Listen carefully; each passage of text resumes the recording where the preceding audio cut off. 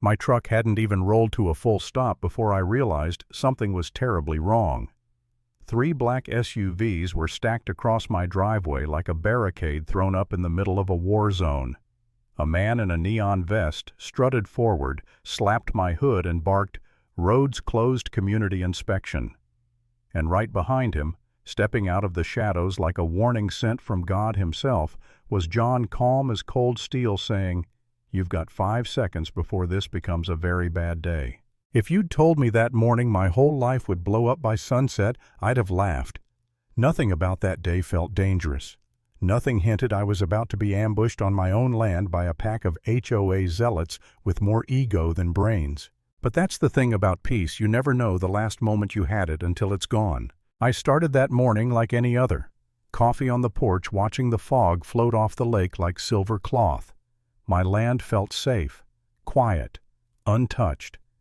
I'd lived here long enough to know that silence meant everything was where it should be. No HOA golf carts humming around. No passive-aggressive notices taped to my gate. Just the soft crackle of gravel under my boots as I headed for a 10-hour run into town. The HOA neighborhood sat up on the ridge behind me. Lakeshore Ridge, a collection of stone-faced houses stacked around a self-appointed queen named Karen Duval. Karen had been itching for a fight with me ever since I bought my shoreline land. She called it community vital access. I called it my damn property. They sent letters, warnings, friendly reminders about cooperation. Every one of them ended up in the trash. I thought they'd get bored eventually. Instead, they escalated. What I didn't know that morning was while I was loading my truck, Karen was in her garage holding an emergency coordination meeting. Clipboards, maps, props, like a budget version of FEMA. Her voice carried through the room. "We need to show him the community has authority. Authority they didn't have. Create violations. Document everything. And if we have to establish them ourselves, then we establish them." Someone asked what that meant. Karen smiled like the devil learning a new trick. By the time I pulled out of my driveway, they had already printed maps of my land-circled target zones and decided the safest moment to trespass was while I was gone.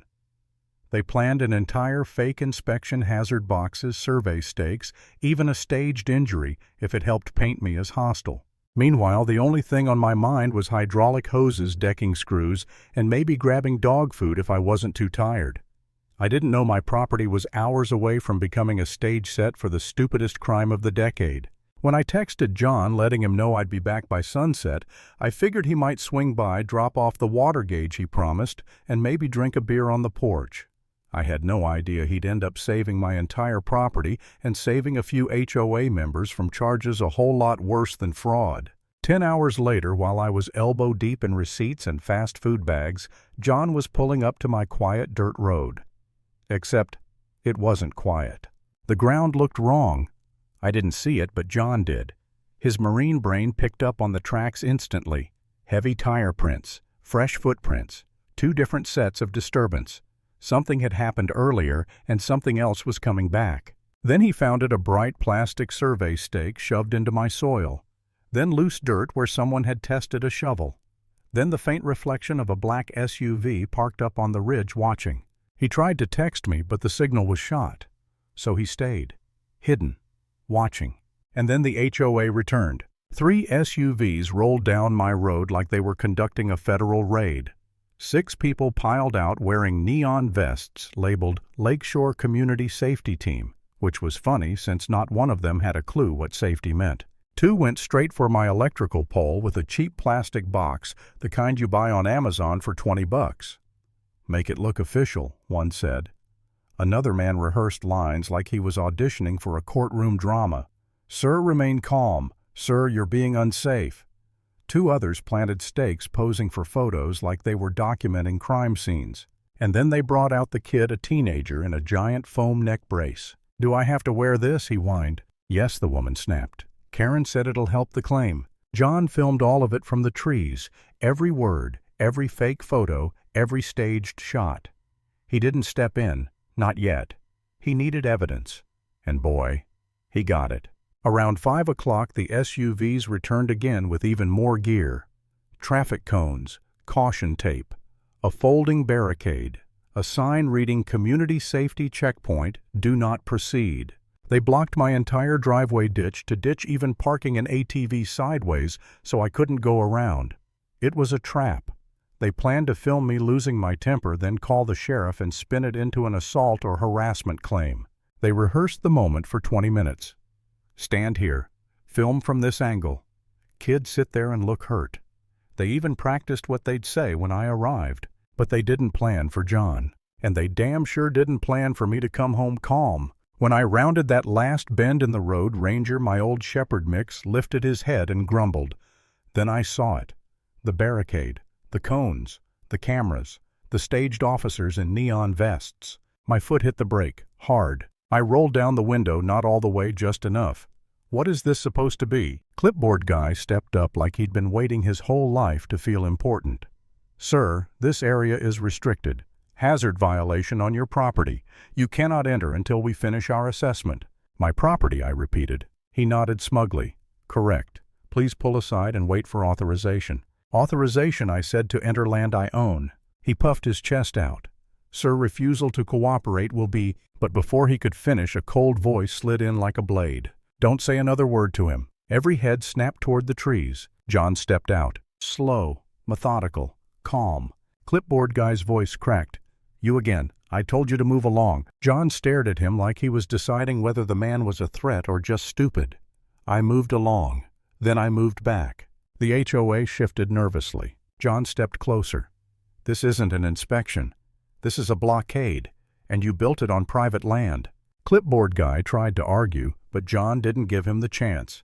He gestured at the cones, the barricade, the tape flapping in the wind. Move your vehicles. You've got 5 seconds. Silence. You could hear the leaves rattling. 5. A young guy whispered, just stand your ground. 4. Another one panicked. Back it up. Back it up. SUV doors flew open, engines revved, and the whole blockade scrambled out of the way like terrified livestock. They left just enough room for my truck to pass. John nodded at me. Roads open. I eased forward slow enough to keep the moment under control, fast enough to let them feel me coming through. That's when Clipboard guy snapped. He charged John. A full-body shove. A mistake with a lifespan shorter than a mayfly. John caught his wrist, lifted, turned, and slammed him into the gravel so hard, dust shot up like smoke. Clipboard guy wheezed in the dirt, already reaching for a story that wouldn't save him. You attacked me, he gasped. John stared down at him. Buddy, your cameras caught you shoving me. And right on cue, the siren. Sheriff Bowman rolled up with the expression of a man who'd already dealt with enough idiots this week. He stepped out, took one look at the cones, the fake uniforms, the trembling men lined up like naughty middle schoolers, and sighed, impersonating an officer blocking a county road in assault. You boys really woke up wanting to go to jail, didn't you? Clipboard guy opened his mouth. Nothing came out. John stepped forward holding his phone.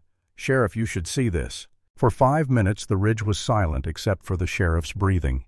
He watched every clip, the fake electrical box, the staged fall, the neck brace rehearsals, the group huddling and planning how to provoke me.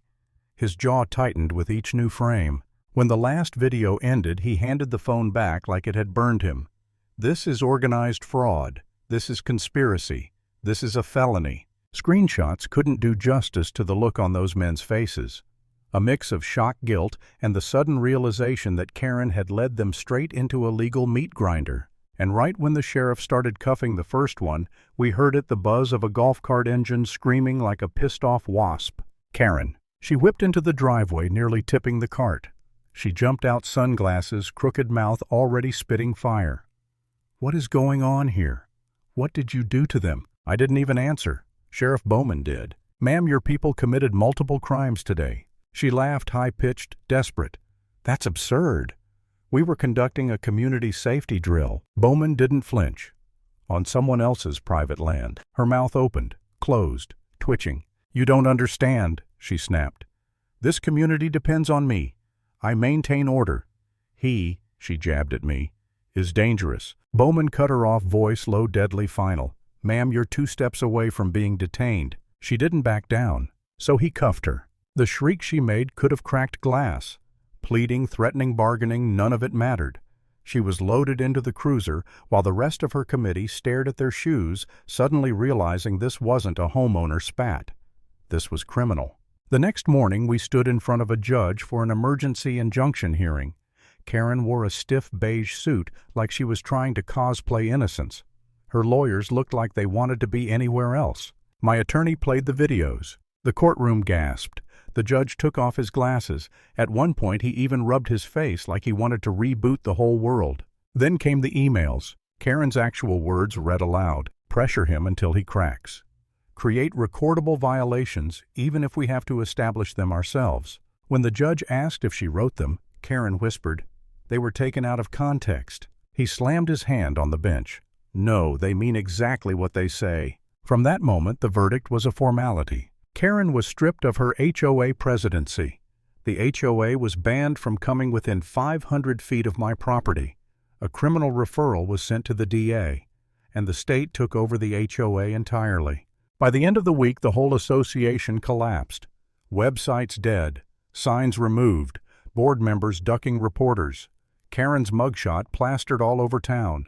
And finally, the ridge went quiet again. If there's one lesson I learned from all of it, it's this. When someone thinks power gives them the right to control you, the only real answer is standing your ground.